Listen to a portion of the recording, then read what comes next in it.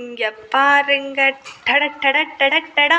So நம்மளோட நண்டு masala gravy சூப்பராக ரெடி ஆகிடுச்சு. நல்லா கொதிச்சிட்ருக்கு.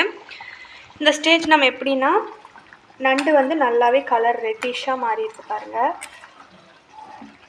இங்கே பாருங்கள், நல்லாவே குக் ஆகிருக்கு. இந்த மாதிரியான நல்லா குக் ஆகிருக்குன்னு அர்த்தம். நம்ம போட்ட மசாலா எல்லாமே சூப்பராக ரெடி ஆகிடுச்சு. காரசாரமான சூப்பரான நண்டு பெப்பர் மசாலா கிரேவி அவ்வளோதான், ரெடி ஆகிடுச்சு. இன்னும் கொஞ்சம் கொதிச்சுட்டு அப்படின்னா கார்னிஷ் பண்ணி இறக்கிடலாம். அவ்வளோதான்